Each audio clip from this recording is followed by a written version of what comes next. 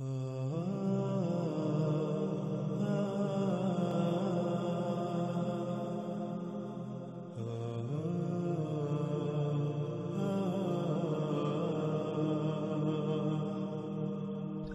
آگے رسول اللہ صلی اللہ علیہ وآلہ وسلم نے کہا اس میں کچھ شک نہیں اللہ جو ان سب سے اوپر ہے اس یوم یعنی اس مدت میں اس کے ساتھ اس سے مومنین کی حفاظت کرے گا جس کے ساتھ ملائکہ کی حفاظت کرتا ہے تسبیح سے، یعنی صرف وہی لوگ اس مدت میں دجال کے فتنے سے بچیں گے جن کا کردار ملائکہ کا سا ہوگا۔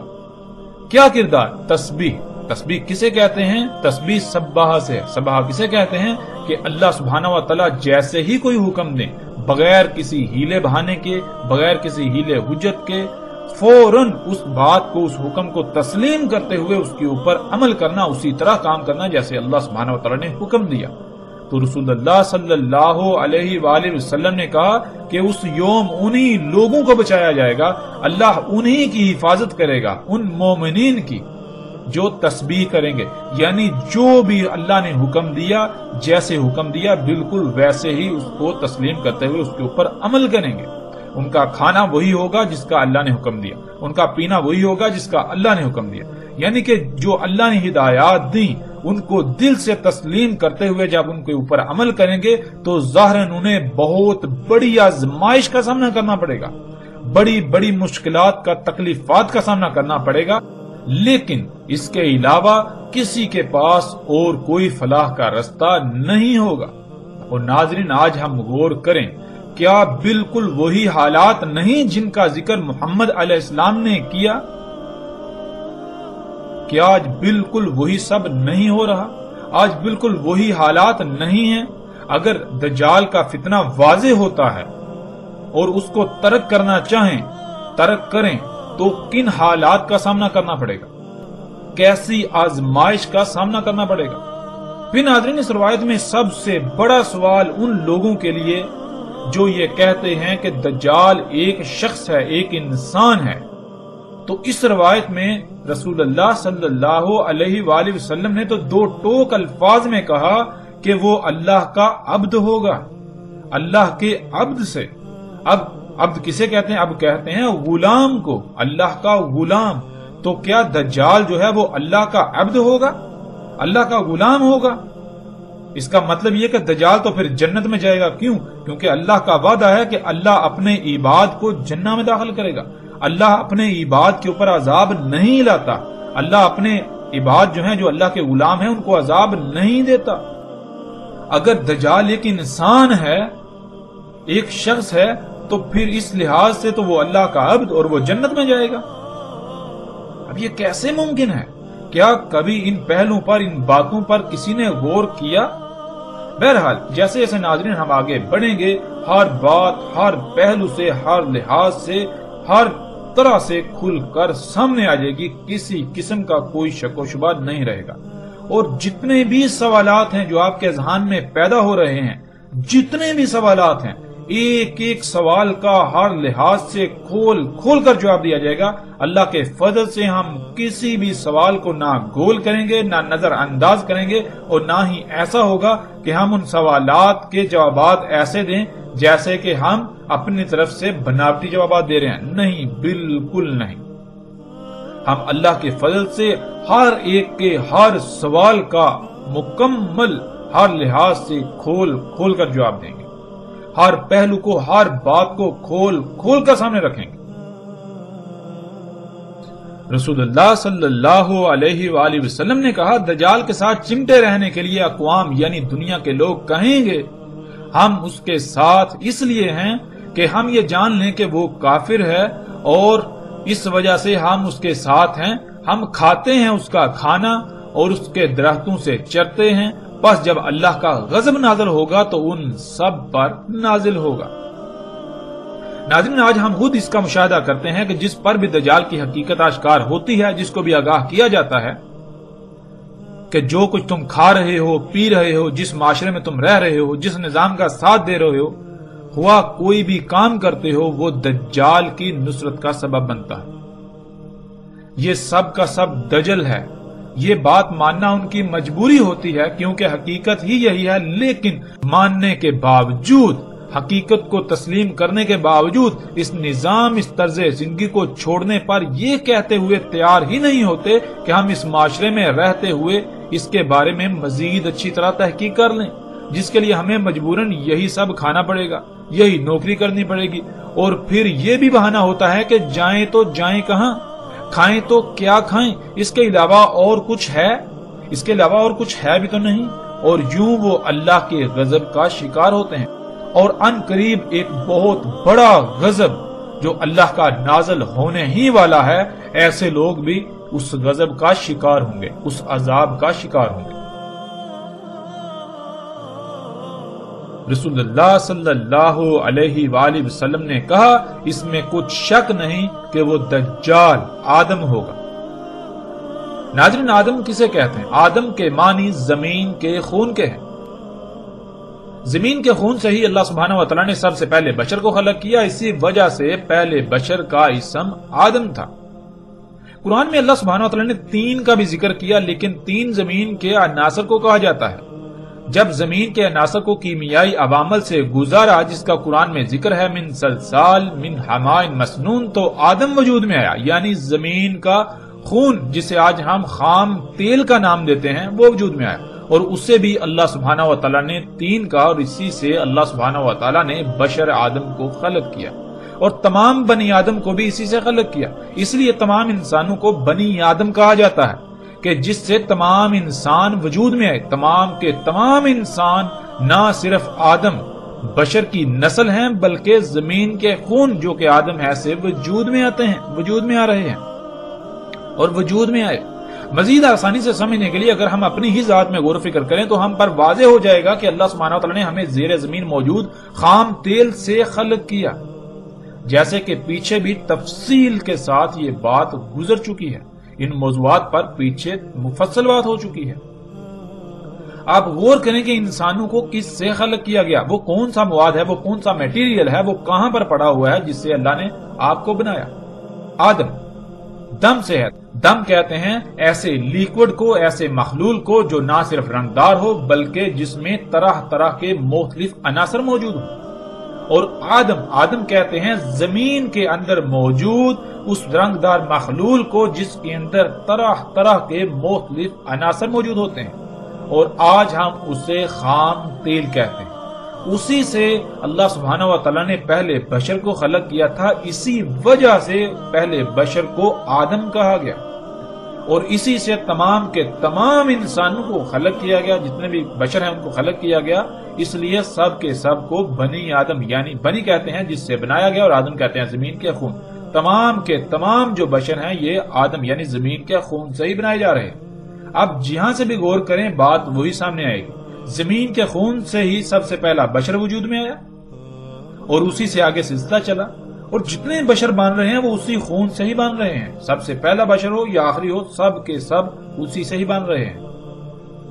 اب ناظرین، جب ہم اس روایت میں غور کریں اور دیکھیں، اس روایت میں رسول اللہ صلی اللہ علیہ وآلہ وسلم نے آدم کو دجال کہا کہ اس میں کچھ شک نہیں، بلا شک و شبہ وہ جو دجال ہوگا وہ کون ہوگا؟ وہ آدم ہوگا۔ تو ناظرین، کیا یہاں آدم سے مراد آدم علیہ السلام ہے؟ کیا آدم علیہ السلام دجال ہیں؟ کیا کبھی آپ نے غور کیا؟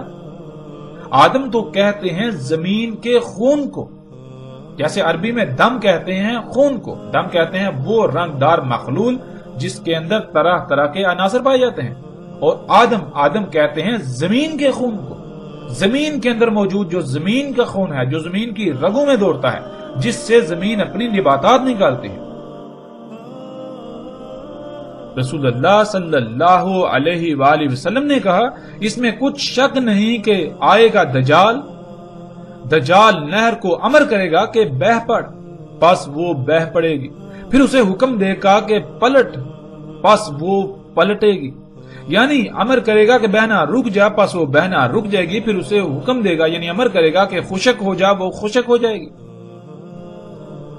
ناظرین، آج یہ تمام کے تمام مناظر ہم اپنی آنکھوں سے دیکھ رہے ہیں۔ کہ ڈیم بنا کر جب چاہے نہروں کو جاری کیا جاتا ہے اور جب چاہے پانی روک کر ان کا بہنا بند کر دیا جاتا ہے، اور چاہے تو یہاں تک کہ وہ خشک ہو جائیں مگر پانی نہ چھوڑا جائے۔ تو ایسا ہی ہوتا ہے اور نہریں خشک پڑی رہتی ہیں۔ اور یہ سب کا سب کیسے ممکن ہوا؟ یہ سب کا سب آج اسی ٹیکنالوجی، انہی ایجادات سے ممکن ہوا۔ جن ڈیموں کو انسان اپنے لیے مسیحا یعنی فائدے مند سمجھتے ہیں کہ ان سے نہری نظام چلتا ہے اور بجلی وغیرہ پیدا ہوتی ہے، جو کہ آج دنیاوی زندگی میں ایک ستون کی حیثیت رکھتی ہے، بنیادی ستون، اور پھر انہی ڈیموں کی وجہ سے سیلابوں سے محفوظ رہتے ہیں، لیکن یہ سوائے دجل یعنی دھوکے کے کچھ بھی نہیں۔ یہ بہت بڑا دجل ہے اور اکثریت اس دجل کا شکار ہے۔ ناظرین، کبھی ہم نے اس بات میں غور کیا کہ جب ڈیم نہیں تھے تب دنیا میں کتنے سیلاب آتے تھے، اور آج سیلابوں کی تعداد اور ان سے ہونے والی تباہی کتنی ہے؟ آج ڈیم ہونے کے باوجود جب ڈیم نہیں تھے تو ان کے مقابلے میں، اس وقت کے مقابلے میں کئی گنا زیادہ اور کئی گنا بڑے بڑے تباہ کن سیلاب آتے ہیں اور انتہائی وسیع پیمانے پر تباہی پھیلاتے ہیں، انسانوں کو نقصانات کا سامنا کرنا پڑتا ہے۔ تو کیا یہ ڈیم مسیحا ہے؟ یہ محض دجل؟ آج ہم ڈیم بنا کر یہ سمجھتے ہیں کہ ہم نے نہری نظام بنا لیا اور یوں بہت سی زمین کاشتکاری کے قابل ہوگی، لیکن کبھی ہم نے یہ سوچا یہی پانی روک کر ہم نے زیر زمین نہ صرف پانی کی سطح کو کم کر دیا بلکہ پوری دنیا کی زمین کو بنجر کر دیا؟ کیا یہ دجل نہیں؟ جن ڈیموں کو انسان اپنے لیے مسیحا سمجھتے ہیں ان سے نہری نظام کے ذریعے اچھی فصل ہوتی ہے، لیکن وہی ان سے لاکھوں نہیں کروڑوں گنا زیادہ فصل تباہ و برباد ہو جاتی ہے، کیونکہ انہی ڈیموں کی وجہ سے زیر زمین پانی کی سطح انتہائی کم ہو کر زمین پھر فصلیں پیدا کرنے کے قابل ہی نہیں رہتی اور نہیں رہی۔ پھر کھادوں کے ذریعے ایسی فصلیں اگائی جاتی ہیں جو دیکھنے میں بہت بڑی لگتی ہیں لیکن حقیقت میں وہ لا تعداد بیماریوں کا منبع ہوتی ہیں۔ کیا یہ دجل نہیں؟ کبھی آپ نے سوچا ڈیموں کے ذریعے پانی روکنے سے زمین پر اللہ کی کتنی ہی مخلوقات ہیں جو پانی نہ ملنے سے تڑپ تڑپ کر موت کا شکار ہو جاتی ہیں اور دڑا دڑ موت کا شکار ہو رہی ہیں؟ کیا کبھی یہ سوچا؟ کیا کبھی اس پہلو پر غور کیا؟ ان مخلوقات کا آپ کے ساتھ اور باقی کائنات کے نظام کے ساتھ کیا تعلق ہے؟ ان کی ہلاکت سے کائنات میں کیا فساد ہوگا؟ کیا ہلاکتیں آئیں گی؟ کن تکالیف سے باقی مخلوقات کو سامنا کرنا پڑے گا؟ کیا ان باتوں میں کبھی کسی نے غور کیا؟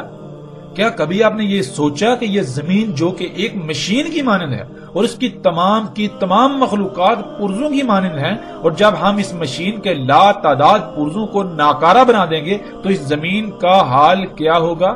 کیا کبھی کسی نے یہ سوچا؟ تو کیا پھر زلزلے نہ آئیں، موسموں میں تباہ کن تبدیلیاں واقع نہ ہوں، سیلاب نہ آئیں، طوفان نہ آئیں، خوراک اور پانی میں کمی واقع نہ ہو، طرح طرح کی بیماریاں نہ آ گریں؟ کیا کبھی کسی نے یہ بات سوچی؟ کیا کبھی کسی نے ان پہلوؤں پر سوچا؟ کبھی غور کیا کہ یہ ہمارے لیے مسیحا ہیں یا پھر ہم صرف اور صرف اس کے دجل کا شکار ہو کر اسی شاخ کو دن رات کاٹنے میں مگن ہیں جس پر ہم خود بیٹھے ہوئے ہیں؟ رسول اللہ صلی اللہ علیہ وآلہ وسلم نے کہا، نکلے گا دجال کوسی سے، اس کو جانا جاتا تھا تم سے پہلے، کہا جائے گا اسے کوسی، کثیرۃ الصباح۔ جواب ملا ہاں، کہا وہیں سے دجال نکلے گا۔ صباح ناظرین کہتے ہیں کھادیں، نباتات اگانے والے اجزاء و عناصر، کیمیکلز وغیرہ، یعنی وہ عناصر، وہ اجزاء جو زمین کو اگانے پر مجبور کرتے ہیں۔ یعنی زمین پر ہم سے پہلے جو قومیں آباد تھیں اور اپنے ہی کرتوتوں کے سبب ہلاک ہوئیں، وہ اس زمین کو کوسی کہتے تھے جس میں کھادیں ڈالی جاتی تھی اور ایسے کیمیکلز، ایسے اجزاء یا ایسے عناصر وغیرہ ڈالے جاتے تھے جن سے فصلیں اگائی جاتی تھی۔ کھادوں کے ڈالنے سے جو فصل اگتی تھی وہ دجال تھا، یعنی ایسی فصل محض دھوکہ ہے۔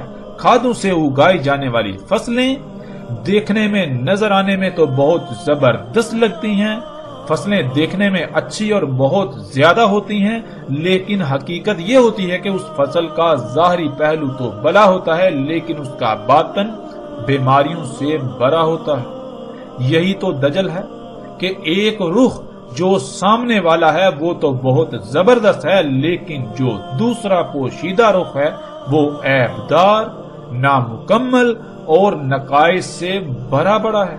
ایسی فصل کا استعمال کرنے والے برکت سے محروم اور طرح طرح کی بیماریوں، خامی اور نقائص کا شکار ہوں گے۔ ایسی فصلوں کو کھانے سے لا تعداد مخلوقات اموات کا شکار ہوں گی، ہلاکتوں کا شکار ہوں گی، ان کو نقصانات کا سامنا کرنا پڑے گا، دنیا میں فساد عظیم ہوگا۔ رسول اللہ صلی اللہ علیہ وآلہ وسلم نے کہا، نکلے گا دجال حمار پر، رجس علی رجس۔ سب سے پہلے دجال کے حمار کو سمجھ لیجئے، اور اسے سمجھنے سے پہلے اللہ کے حمار یعنی گدھے کو سمجھنا ہوگا۔ اللہ سبحانہ و تعالیٰ کا حمار، گدھا، وہ ہے جو اللہ سبحانہ و تعالیٰ نے خلق کیا اور اسے انسان کے لیے خلق کیا تاکہ انسان اس پر سواری کرے اور اپنے سامان کو منتقل کرنے میں آسانی ہو، تجارتی مقاصد کے لیے بھی، مال کی منتقلی کے لیے بھی، مشقت کے لیے بھی استعمال کیا جائے۔ یہ ہے اللہ کا حمار یعنی اللہ کا گدھا۔ اب آتے ہیں دجال کے حمار یعنی دجال کے گدھے کی طرف۔ جب بھی دجال کے حمار کا ذکر ہوتا ہے تو فوراً ذہن میں یہ آتا ہے کہ جیسے کوئی مخصوص شخص ہوتا ہے، مثلا اس کا نام عمران ہے تو اس نے ایک گدھا خریدا جو عمران کا گدھا کہلائے گا، حالانکہ اس کے علاوہ لاکھوں کروڑوں گدھے دنیا میں موجود ہیں، لیکن صرف وہ ایک ہی گدھا عمران کا کہلائے گا۔ بالکل دجال کے بارے میں یہی نظریہ قائم ہے، جو کہ انتہائی جاہلانہ اور گمراہ کن ہے۔ ہمیں کبھی بھی یہ بات نہیں بھولنی چاہیے کہ دجال رب بنے گا، یعنی دجال اللہ کے مقابلے پر ایسی ذات ہوگی جو وہ سب کام کرے گی جو اللہ سبحانہ و تعالیٰ کے کرنے والے ہیں، اور وہ ذات اللہ کے مقابلے پر وہ سب کام کرے گی۔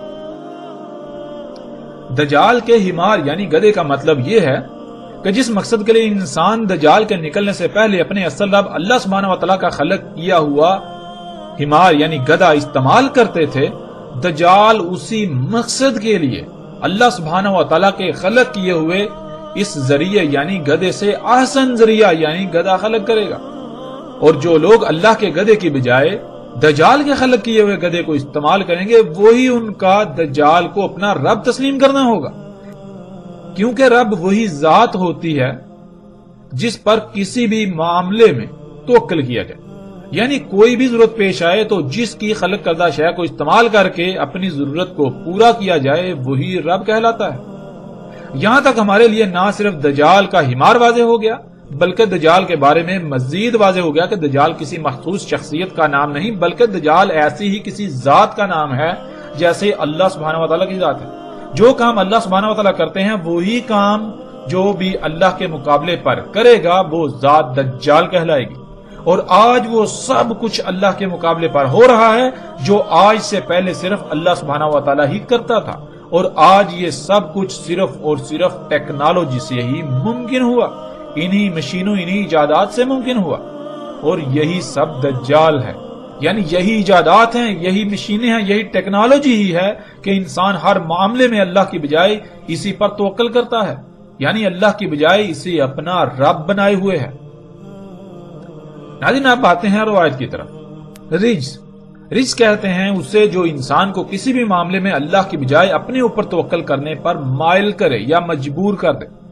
مثلا ناظرین، آج جو گاڑیاں موجود ہیں، جب یہ گاڑیاں موجود نہیں تھی تو انسان کے لیے سواری کے ذرائع صرف گدھے، گھوڑے، خچر اور اونٹ وغیرہ تھے۔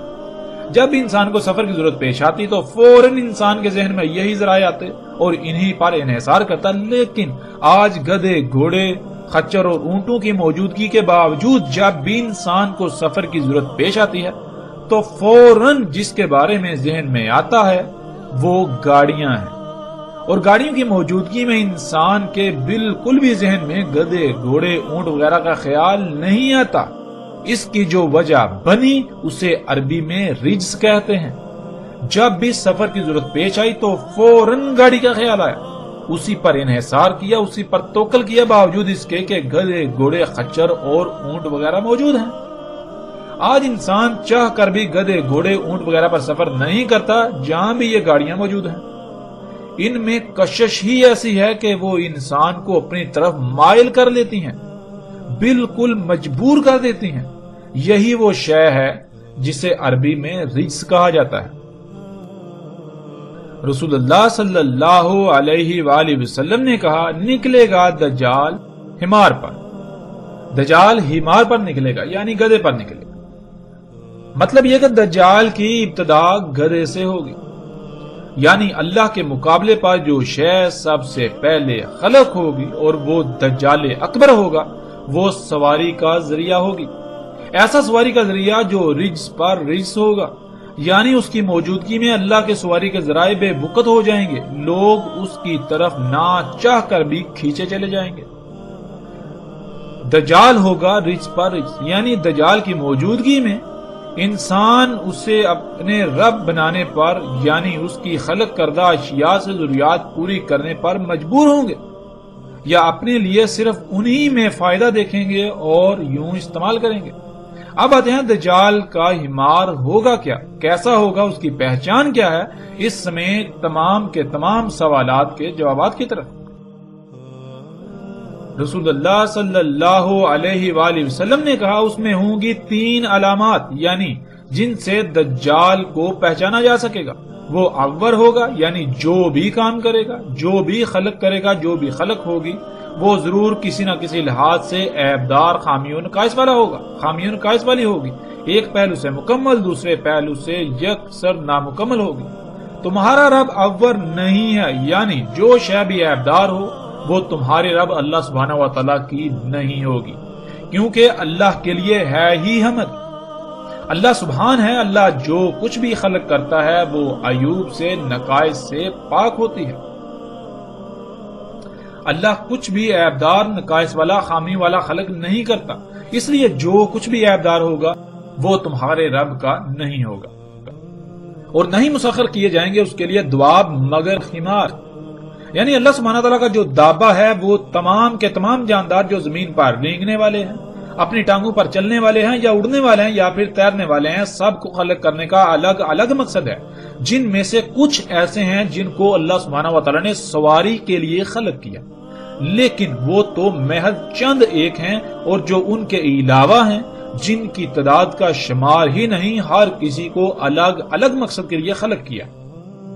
اور دجال کے لیے دواب میں سے صرف حمار یعنی سواری کا ذریعہ مسخر کیا گیا، یعنی وہ جتنا بھی دابہ خلق کرے گا، اور دابہ کہتے ہیں حرکت کرنے والی مخلوقات کو، خواہ وہ رینگ کر حرکت کریں، چل کر کریں، اڑ کر کریں، یا پھر تیر کر کریں، وہ جتنا بھی دابہ خلق کرے گا اس کا مقصد سواری کرنا یا مشقت کرنا ہوگا، یعنی وہ مقصد ہوگا جس مقصد کے لیے اللہ سبحانہ و تعالیٰ نے گدھے کو خلق کیا۔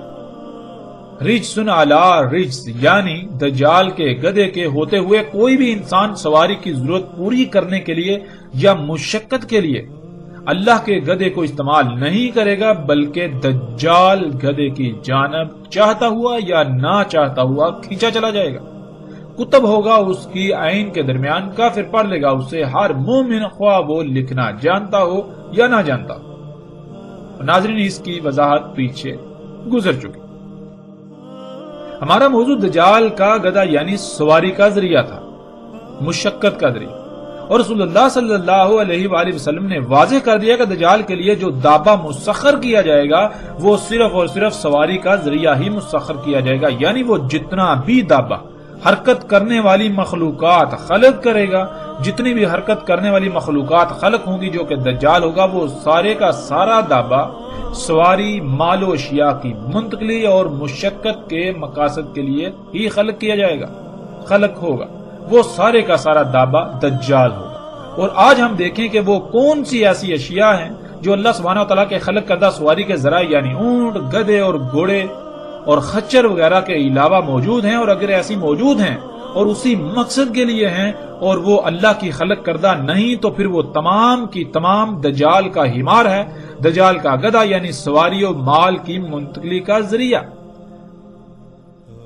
اور جب ہم غور کریں تو دجال کا حمار اتنا واضح ہے کہ ہمیں اتنے انسان نظر نہیں آتے جتنے دجال کے حمار نظر آتے ہیں، جنہیں ہم گاڑیاں، ٹرینیں، ٹرامیں، ہوائی جہاز، بحری جہاز وغیرہ کا نام دیتے ہیں۔ یہ سب کا سب دجال کا حمار ہے، جیسا کہ سکرین پر نظر آنے والی تصاویر میں آپ دیکھ سکتے ہیں۔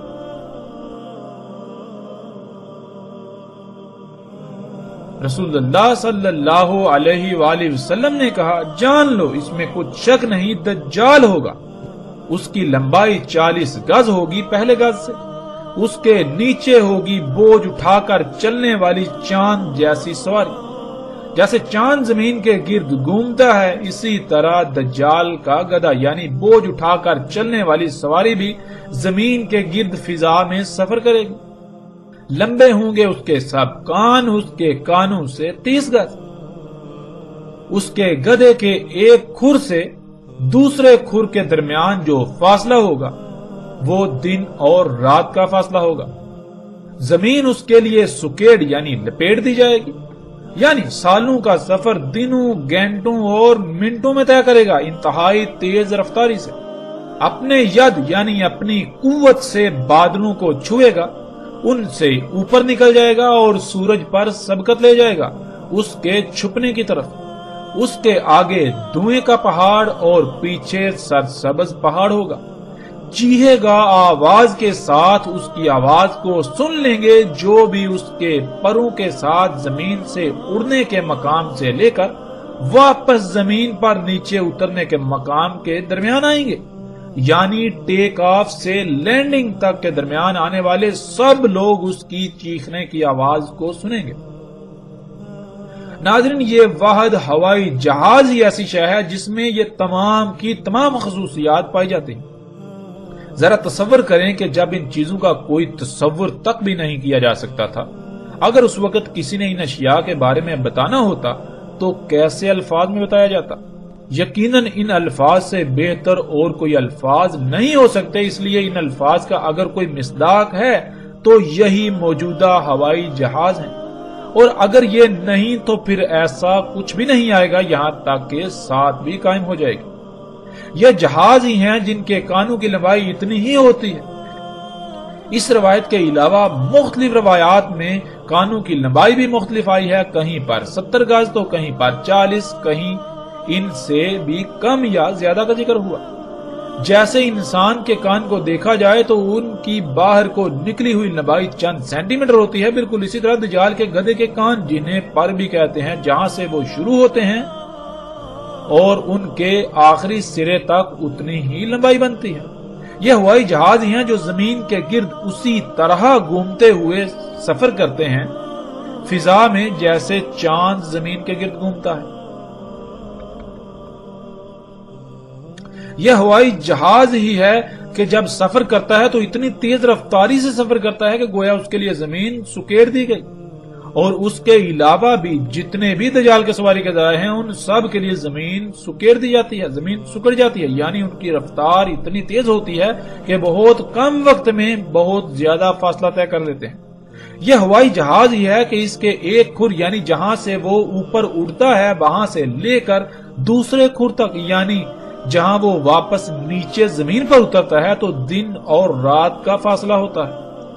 جیسے کوئی جہاز جاپان سے اڑ کر امریکہ جاتا ہے تو اس کے ایک کھر سے دوسرے کھر کے درمیان دن اور رات کا فاصلہ ہوتا ہے۔ اسی طرح درجنوں روٹس ایسے ہیں کہ جب دجال کا گدھا قدم اٹھاتا ہے تو وہ واپس زمین پر قدم تب رکھتا ہے کہ درمیان میں دن رات گزر جاتا ہے۔ ناظرین، یہی جہاز ہی ہے جو اپنی قوت کے ساتھ نہ صرف بادلوں کو چھوتا ہے بلکہ ان سے اوپر نکل جاتا ہے۔ ناظرین، یہ جہاز ہی ہے جب یہ اڑتا ہے تو اس کے سامنے غیر معمولی مقدار میں دخان یعنی طرح طرح کی گیسیں ہوتی ہیں۔ اس کے پیچھے سرسبز پہاڑ ہوتے ہیں، یعنی زمین کے جو سرسبز پہاڑ ہیں وہ اس کے پیچھے ہوتے ہیں اور بادلوں کے پہاڑ اس کے آگے ہوتے ہیں۔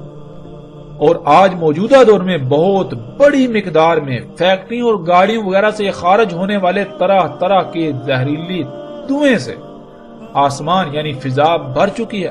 یوں سامنے نہ صرف بادلوں کا پہاڑ جو بالکل دھوئیں کی طرح نظر آتا ہے وہ ہوتا ہے، بلکہ سامنے حقیقی دھوئیں کا پہاڑ ہوتا ہے، یعنی غیر معمولی مقدار میں دخان ہوتا ہے. طرح طرح کی زہریلی گیسیں ہوتی ہیں یا طرح طرح کی مختلف گیسیں ہوتی ہیں، غیر معمولی مقدار میں دھواں. ناظرین، یہ جہاز ہی ہے جو مسلسل زوردار اور گرجدار آواز میں چیختا ہے، اور اس کے اڑنے کے مقام سے لے کر واپس نیچے اترنے تک کے درمیان سب لوگ اس کی گرجدار آواز کو سن لیتے ہیں. اور سکرین پر نظر آنے والی تصاویر میں آپ ایک ایک منظر کو اپنی آنکھوں سے دیکھ سکتے ہیں. رسول اللہ صلی اللہ علیہ وآلہ وسلم نے کہا، سمندر میں تیرے گا تو سمندر اس کے ٹخنوں تک ہوگا. ناظرین، یہ مناظر بھی آپ اپنی آنکھوں سے دیکھ سکتے ہیں. یہ دجال کا حمار جو بڑے بڑے سمندری جہاز ہیں، بحری جہاز، جب یہ سمندر میں داخل ہوتے ہیں، سمندر میں تیرتے ہیں تو پانی بالکل ان کو ایسے ہوتا ہے جیسے کہ آپ کسی چھوٹی سی پانی کی نالی میں داخل ہو جائیں تو پانی آپ کے ٹہنوں تک ہو. پھر آگے رسول اللہ صلی اللہ علیہ وآلہ وسلم نے کہا، پکارے گا آواز کے ساتھ، اس کی آواز سنیں گے جو اس کے اڑنے سے لے کر واپس نیچے زمین پر اترنے کے درمیان ہوں گے. کہے گا، اے میرے مشن میں میرے معاونین، اے میرے مشن میں میرے معاونین، میری طرف کھینچے چلے آؤ، میری طرف کھینچے چلے آؤ. پس میں ہی ہوں وہ جس نے تمہیں خلق کیا، پس تمہاری جو ضروریات تھیں وہ سب خلق کیا، اور میں ہی ہوں جس نے قدر میں کر دی رہنمائی، یعنی تم دنیا میں کس مقصد کے لیے ہو، تمہیں کس مقصد کے لیے خلق کیا گیا اور وہ مقصد کیسے پورا ہوگا. وہ میں ہی ہوں جس نے تم پر وہ مقصد واضح کیا، اور میں تمہارا رب ہوں، سب سے اوپر والا. ناظرین، یہی جہاز جب اڑتا ہے تو اڑنے سے لے کر واپس نیچے زمین پر اترنے کے درمیان ہر سٹاپ پر آواز لگاتا ہے. اعلانات کیے جاتے ہیں، فلاں وقت روانگی ہے، گیٹ کھل گیا، جہاز میں سوار ہو جائیے، وغیرہ وغیرہ. اور اس کے اڑنے سے لے کر نیچے اترنے تک نہ صرف اس کے اندر موجود سب لوگ اس کی آوازیں سنتے ہیں، بلکہ جب یہ سفر کر رہا ہوتا ہے تو اتنی اونچی گرجدار آواز پیدا کرتا ہے کہ سب کے سب لوگ جو بھی اس کے اڑنے سے لے کر واپس اترنے کے درمیان آتے ہیں وہ سب ہی اس کی گرجدار آواز کو سنتے ہیں اور اس کی طرف متوجہ ہو جاتے ہیں. یہی ٹیکنالوجی، یہی ایجادات ہیں جو آج سب کچھ خلق کر رہی ہیں، جن سے آج سب کچھ خلق ہو رہا ہے. حتیٰ کہ انسان جس نطفے سے وجود میں آیا اور آ کر پروان چڑھ رہے ہیں، وہ سب کا سب رزق اسی ٹیکنالوجی کا پیدا کرتا ہے، اسی ٹیکنالوجی سے خلق کرتا ہے. اور جب انسانوں نے اسے اپنا رب بنایا ہوا ہے تو پھر دنیا میں انسانوں کی اکثریت کو یہ علم ہی نہیں کہ انہیں کس مقصد کے لیے خلق کیا گیا، بلکہ ہر ایک کے سامنے یہی مقصد ہے کہ وہ دنیا زیادہ سے زیادہ کمائے، یہی ٹیکنالوجی حاصل کرے، یہی اشیاء حاصل کرے، یہی ایجادات کرے، یہی طرح طرح کی مشینیں حاصل کرے، مختلف آسائشوں، سہولتوں اور آسانیوں کے نام پر. یوں محمد رسول اللہ صلی اللہ علیہ وآلہ وسلم نے ایک ایک لفظ سچ کہا جو آج ہماری آنکھوں کے سامنے ہے. اے اللہ کے نبی محمد رسول اللہ صلی اللہ علیہ وآلہ وسلم، آپ نے بالکل سچ کہا تھا، آپ نے بالکل سچ کہا تھا، آپ نے بالکل سچ کہا تھا. رسول اللہ صلی اللہ علیہ وآلہ وسلم نے کہا، دجال کے گدھے کے کانوں کے درمیان 40 گدھ ہوں گے اور اس کے گدھے کا روٹ ہوگا 3 یوم کا فاصلہ. سمندر میں داخل ہوگا اپنی سامان اٹھا کر سفر کرنے والی سواری پر. کہا بالکل ایسے ہی داخل ہوگا جیسے داخل ہوتے ہو تم اپنے گھوڑے پہ سوار ہو کر کھیتوں کو سیراب کرنے والی نہر میں.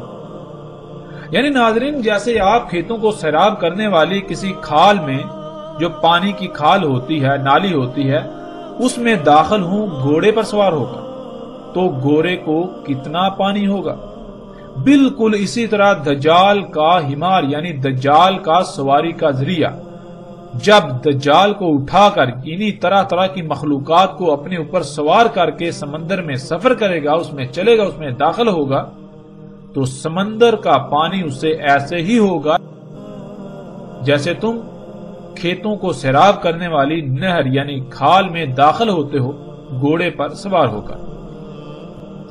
رسول اللہ صلی اللہ علیہ وآلہ وسلم نے کہا، جان لو اس میں کچھ شک نہیں، دجال کھانا کھائے گا اور مشروب پیے گا اور چلے گا اپنی ٹانگوں پر، اور اللہ اوپر ہے ان سب سے یعنی اللہ سبحانہ و تعالی کی ذات ان حاجات سے بالاتر ہے۔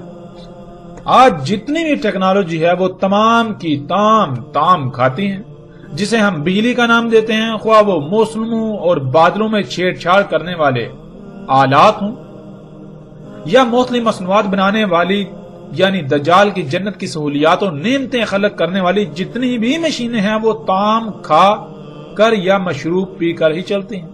جیسے انسان اور ہر جانور کے طعام اور مشروب میں فرق ہے، سب ایک دوسرے سے مختلف کھاتے ہیں، درخت کاربن اور آکسیجن کھاتے ہیں، اسی طرح دجال یعنی ٹیکنالوجی جنہیں ہم مشینوں کا نام دیتے ہیں اس کا طعام بجلی ہے، اور مشروب زمین کا خون ہے یعنی زمین سے نکالا جانے والا خام تیل جس سے درجنوں اقسام کے تیل اخذ کیے جاتے ہیں۔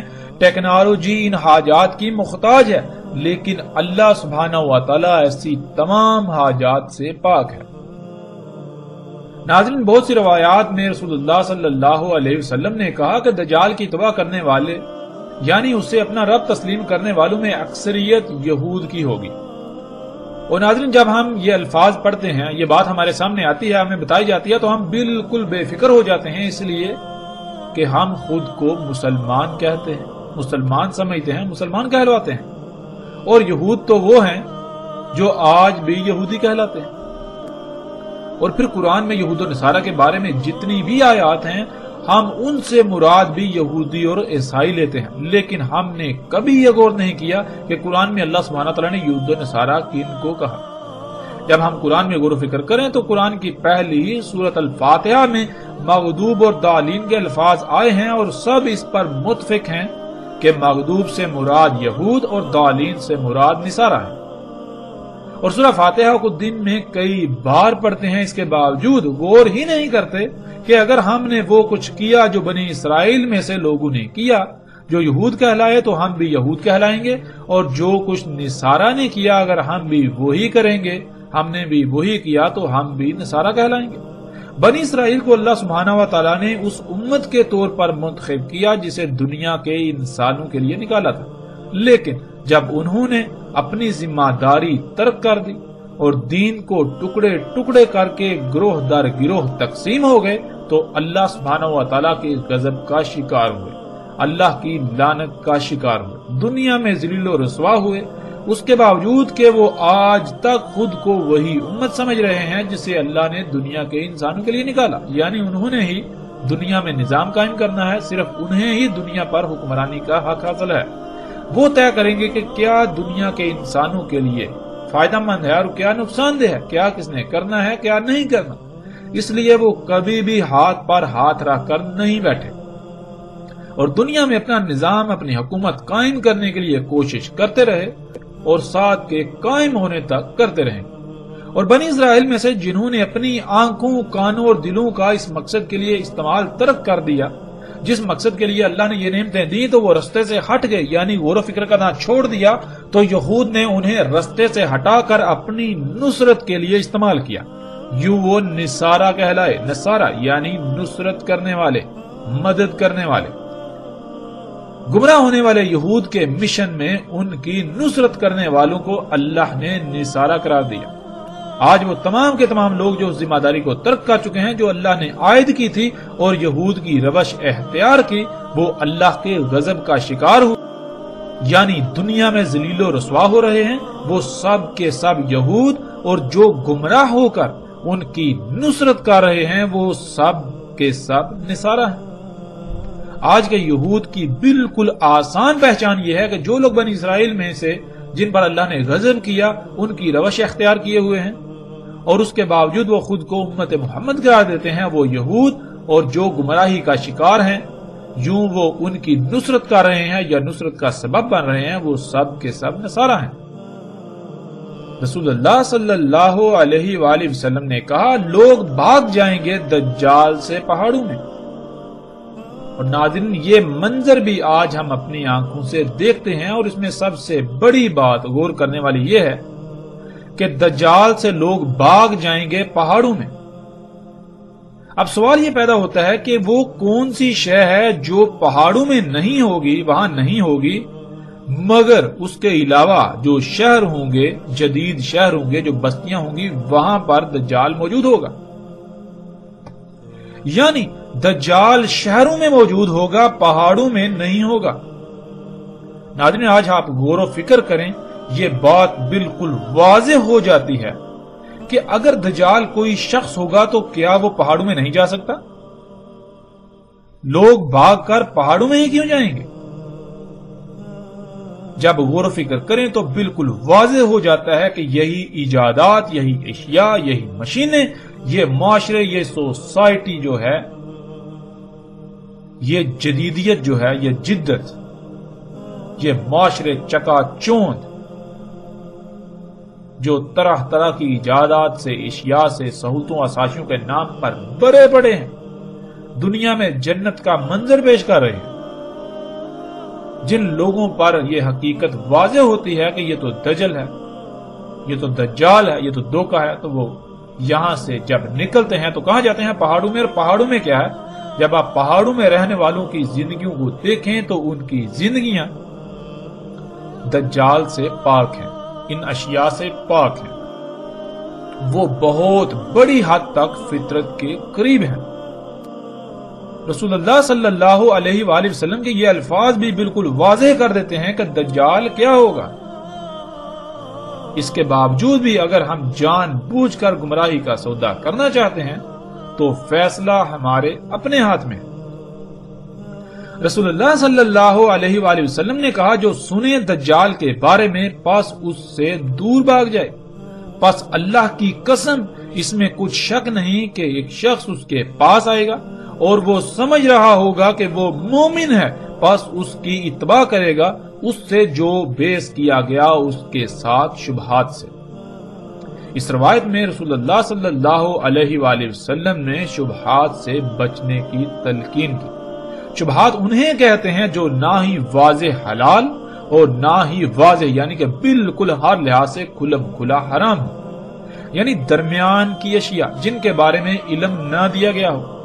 اور دجال کھڑا کیا جائے گا، یعنی دجال سامنے لایا جائے گا شبہات سے، یعنی ایسی اشیاء جن کے بارے میں انسانوں کے پاس علم نہیں ہوگا، اور وہ ہوں گی تو حرام، لیکن ان پر حلال کا لبادہ چڑھا ہوگا یا حلال کا لبادہ چڑھا کر پیش کیا جائے گا۔ یوں انسان ان اشیاء کے دجل کا شکار ہو کر اللہ کا کفر کرے گا اور دجال کو اپنا رب بنا لے گا۔ اس کے باوجود وہ یہ گمان کر رہا ہوگا، وہ یہ سمجھ رہا ہوگا کہ وہ مومن ہے، جیسا کہ رسول اللہ صلی اللہ علیہ وآلہ وسلم نے کہا کہ وہ یہ گمان کرے گا کہ وہ مومن ہے، حالانکہ حقیقت یہ ہوگی کہ وہ دجال کی اتباع کر رہا ہوگا، یعنی دجال کو اپنا رب بنا چکا ہوگا، وہ مومن نہیں ہوگا، یعنی وہ اللہ کے احکامات کو مان کر ان کے مطابق زندگی نہیں گزار رہا ہوگا، وہ اللہ کے حکم کے مطابق نہیں کھا رہا ہوگا، اس کا اللہ کے حکم کے مطابق حلال حرام نہیں ہوگا، بلکہ وہ اپنی زندگی گزارنے کے لیے، اپنی ضروریات کو پورا کرنے کے لیے وہ انہی چیزوں کو، انہی اشیاء کو اختیار کرے گا جن سے اللہ نے روکا، اللہ نے منع کیا۔ اللہ نے تو فطرت پر قائم ہونے کا حکم دیا اور وہ فطرت کے برعکس انہی اشیاء پر توکل کرے گا، انہی سے اپنی ضروریات پوری کرے گا۔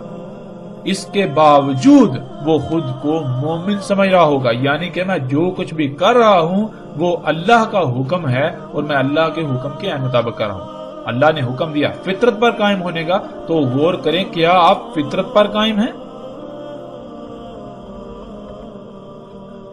ناظرین مومن تو کہتے ہیں ایمان لا کر، یعنی حکم کو، بات کو مان کر عمل کرنا، بالکل اس طرح جیسے عمل کا حکم دیا گیا، جو بھی اللہ نے حکم دیا اس پر عمل کرنے والا۔ اور انسان ایسے ہوں گے کہ وہ گمان تو کریں گے کہ وہ مومن ہے، یعنی وہ وہی کر رہے ہیں جس کا اللہ نے حکم دیا، لیکن ایسا کچھ نہیں ہوگا. وہ دجال کی اتباع یعنی دجال کے پیچھے پڑے ہوں گے. جیسے مثال کے طور پر اللہ نے مرغی حلال کی تھی، لیکن اللہ سبحانہ و تعالیٰ نے یہ شرط بھی عائد کر دی کہ حلال طیب بھی ہونا چاہیے. اگر کوئی شے حلال ہے مگر طیب نہیں تو پھر وہ حلال نہیں بلکہ حرام ہو جائے گی. اور آج کیا کیا جا رہا ہے کہ اکثریت آج مرغی کھا رہی ہے اور مومن ہونے کا دعویٰ بھی کرتی ہے، حالانکہ حقیقت یہ ہے کہ وہ مرغی جو اللہ نے حلال کی طیب کی شرط پر، وہ آج طیب ہے ہی نہیں، اور نہ ہی وہ اللہ کی خلق کردہ ہے، بلکہ وہ تو ٹیکنالوجی سے خلق کردہ ہے اور اسی سے پروان چڑھائی گئی. غور کریں کہ مرغی کے وجود میں آنے کا اللہ نے کون سا قانون وضع کیا. اس ٹیکنالوجی کے وجود میں آنے سے پہلے مرغی کیسے وجود میں آتی تھی، کیسے پروان چڑھتی تھی، کیسے انڈے دیتی تھی؟ کیا آج عین اسی قانون کے مطابق پیدا ہو رہی ہے، اسی طرح پروان چڑھ رہی ہے، وہی رزق کھا رہی ہے؟ تو پھر تو حلال ہے. اگر ویسا نہیں ہے تو پھر یہ کیسے حلال ہو سکتی ہے؟ تو ایسے لوگ خود کو مومن تو سمجھتے ہیں لیکن اتباع دجال کی کر رہے ہیں. بالکل یہی مثال کسی بھی معاملے میں لے لیں تو حق کھل کر واضح ہو جائے گا کہ جو کچھ بھی کیا جا رہا ہے، جو کچھ بھی استعمال کیا جا رہا ہے، آیا وہ فطرت ہے یا پھر اس کے برعکس اس کی ضد مصنوعی؟ آیا اس کا خالق اللہ ہے یا پھر کوئی اور؟ یا پھر اس کی تخلیق میں اللہ کے ساتھ اوروں کو بھی شریک کیا گیا؟ اللہ کی مخلوقات میں، اللہ کی تخلیقات میں چھیڑ چھاڑ کی گئی، ان میں مداخلت کی گئی، جیسا کہ آج سب کچھ کیا جا رہا ہے. اللہ کی ہر خلق میں مداخلت کی جا رہی ہے. جسے شرک اکبر کہا گیا وہ شرک کسی کو نظر آ ہی نہیں رہا، جسے فساد کہا گیا وہ کسی کو نظر آ ہی نہیں رہا. اور ان سب کی وجوہات کیا ہیں یا پھر اس کی سب سے بڑی وجہ کیا ہے؟ اب ناظرین آگے وہ وجہ سامنے آئے گی کہ ایسا کیوں ہوا، کیوں لوگوں نے، انسانوں کی اکثریت نے دجال کو اپنا رب بنا لیا، کیوں دنیا آج اس حالت کو پہنچی، کیوں دنیا کی آج ہر مخلوق فساد زدہ ہو چکی ہے، ہر شے عیب دار ہو چکی ہے. اس کی اصل اور بنیادی وجہ کیا ہے؟ آگے اس پر بات ہوگی.